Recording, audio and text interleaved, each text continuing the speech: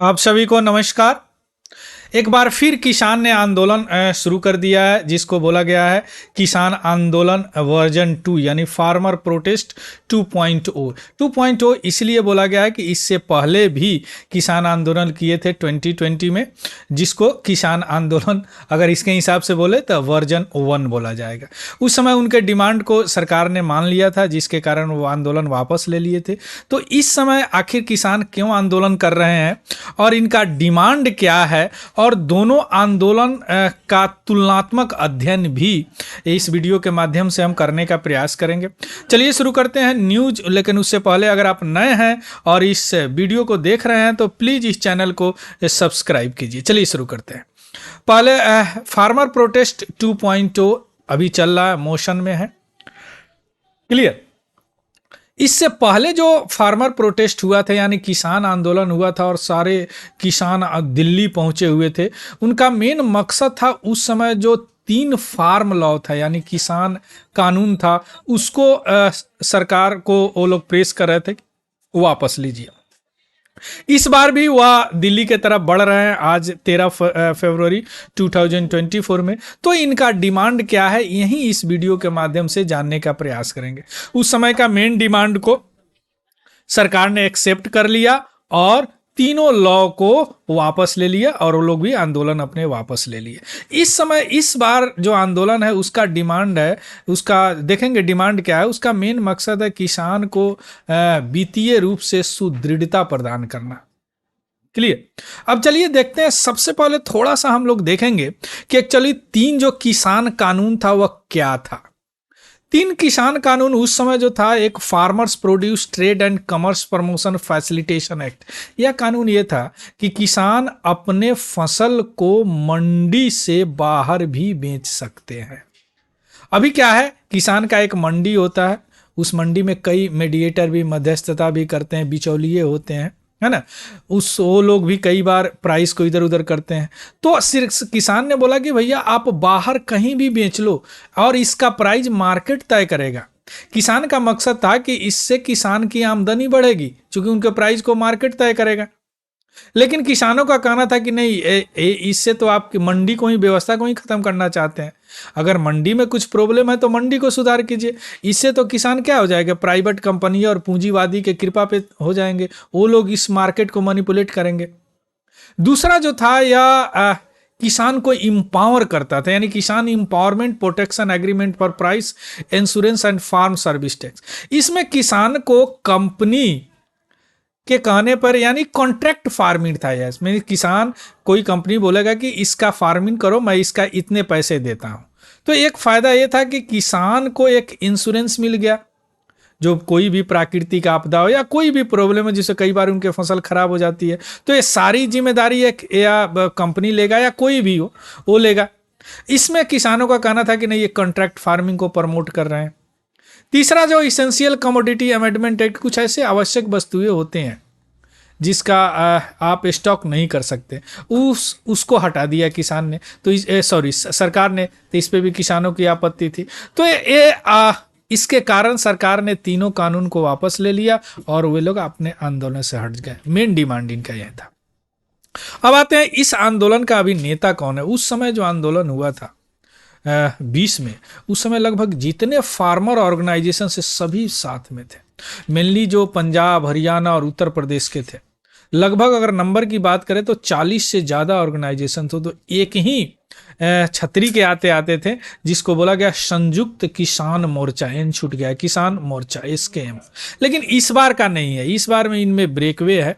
उस समय के जो बड़े बड़े लीडर थे जो SKM में थे, जिसको नॉन पॉलिटिकल है या गैर राजनीतिक है, उसमें जो हेडलाइन उस समय थे इस बार के आंदोलन में नहीं है, जैसे दर्शन पाल, जोगिंदर सिंह उर्गान, राकेश टिकैत, बलबीर सिंह राजेवाल, गुरुनाम सिंह चरोनी, ये लोग नहीं है।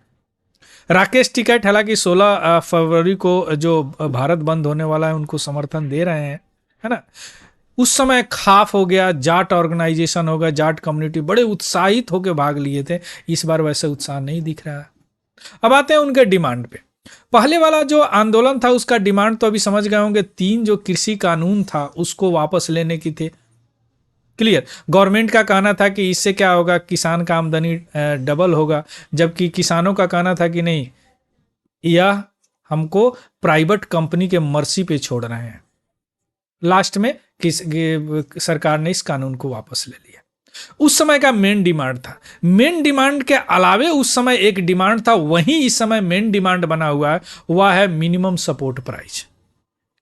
मिनिमम सपोर्ट प्राइस क्या होता है, थोड़ा सा समझिए। यहां पे कोई अभी किसान जो है, अगर कोई फसल उगाते हैं, सरकार भी फसल खरीदती है, चूंकि वह डिस्ट्रीब्यूशन कंपनी यानी गरीबों को जो देती है किसान से ही खरीद के देती है, तो उसका एक न्यूनतम समर्थन मूल्य सरकार तय करती है।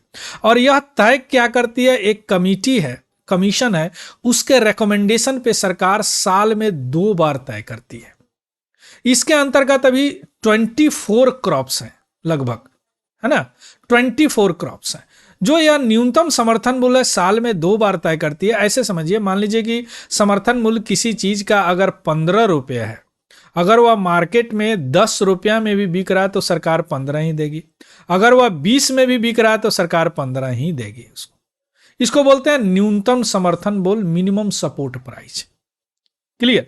अब इस किसान का कहना है कि इसको आप लीगल रूप दे दीजिए, यानी इसका एक कानून बना दीजिए। अभी ये कानून नहीं है, इसीलिए बहुत सारे स्टेट में यह नहीं चलता है, जैसे बिहार वगैरह में ये नहीं चलता उतना, उनका एक अपना है ना। तो इसको लीगल रूप बना दीजिए। अभी हमें 2 दर्जन से ज्यादा कम्युनिटी है जो ट्वाइस यानी 2 बार साल में ये रिकमेंडेशन आता है, commission for agriculture cost and price से इसे तय किया जाता है। क्लियर। पहला डिमांड, इसको लीगल कर दीजिए। दूसरा डिमांड एमएसपी में, इसमें सभी फसल पे इसको लागू कीजिए। आ रहा है समझ में? पहला डिमांड, इसको लीगल कीजिए, कानून बनाइए इस पे। दूसरा, सभी फसल पे दीजिए। तीसरा डिमांड इनका यह है, जो गारंटी दीजिए, यानी सभी क्रॉप पे गारंटी दीजिए और इसको लीगल बनाइए। गवर्नमेंट जो खरीदती है, पब्लिक डिस्ट्रीब्यूशन सिस्टम में बांटने के लिए खरीदते हैं। क्लियर। गवर्नमेंट का कहना है कि इससे जो प्राइस तय होता है उसमें ग्लोबल प्राइस भी आते हैं, जो बड़ा वोलाटाइल होता है। गवर्नमेंट के प्रोक्यूरमेंट का इशू है, एक्सपोर्ट कंपटीशन है अभी, यानी कोई चीज़ यहाँ से भेजते हैं, मान लीजिए कि कोई चीज़ अब 10 रुपये में किसी कंट्री को भेज रहे हैं, अगर कोई कंट्री उसको 8 रुपये में बेच रहा है तो क्यों आपसे खरीदेगा। एक्सपेंडिचर की भी बात है इस पे, है ना। इसके अलावे एमएसपी पे किसानों का कहना है कि एमएस स्वामीनाथन कमेटी जो एग्रीकल्चर पर, कृषि पर गठित किया गया था, उनके रिकमेंडेशन को इंप्लीमेंट कीजिए। एमएस स्वामीनाथन को इस बार भारत रत्न दिया गया है और उन्हें फादर ऑफ ग्रीन रिवॉल्यूशन माना जाता है। 1960 के दशक में जो ग्रीन रिवॉल्यूशन आया था उसके जनक हैं, जिसमें बोला गया था सभी फसल को 2 गुना 3 गुना पैदावार को बढ़ाना है। इनका रिकमेंडेशन क्या था, देखिए इनका रिकमेंडेशन था कि जितने भी औसत लागत है किसान का किसी भी फसल पे, मिनिमम सपोर्ट प्राइस यानी न्यूनतम समर्थन मूल्य कम से कम 50% से अधिक होना चाहिए। इसको लागू करो। दूसरा डिमांड। तीसरा डिमांड है, जो भी ईख का प्राइस है शुगर केन का, उसको बेटर कीजिए। पिछले वाले आंदोलन में 2020 में जो भी लोग मरे हैं, जिनकी उम्र 60 से अधिक है, उनको 10,000 पेंशन दीजिए। लखीमपुर खैरी जी इंसिडेंट हुआ था जिसमें बहुत लोग मरे थे, इसमें पॉलिटिकल इन्वॉल्वमेंट है, उनके दोषी को कड़ी से कड़ी सजा दीजिए। क्लियर। चौथा, जो भी लोग मरे हैं पिछले वाले फार्मर प्रोटेस्ट में, उनको दिल्ली में जमीन लेकर उनका स्मारक बनाइए। कितने है देखिए, एमएसपी को सभी क्रॉप पे लागू कीजिए, है ना, इसको लीगल रूप दीजिए। एमएस स्वामीनाथन कमेटी के रिपोर्ट को लागू कीजिए, ये हो गया। दूसरी बात कि यहां पे शुगर केन के प्राइस को बेटर कीजिए। जो भी लोग 60 साल से ज्यादा हैं, मरे हैं, उनको 10,000 पेंशन दीजिए। लखीमपुर खैरी के इंसिडेंट को जो भी दोषी हैं उनको स्ट्रांग एक्शन लीजिए। अगला क्या है कि जो भी लोग मरे हैं उनका स्मारक बनाइए, उनका दिल्ली में जमीन लेकर उनका स्मारक बनाइए। यही सब मेन डिमांड है जिसके कारण किसान आंदोलन कर रहे हैं और आज दिल्ली के तरफ कूच किए हैं। जो दिल्ली के सटे स्टेट बॉर्डर पे अभी पुलिस तैनात कर दिया गया है और कई जगहों पे 144 भी लागू है।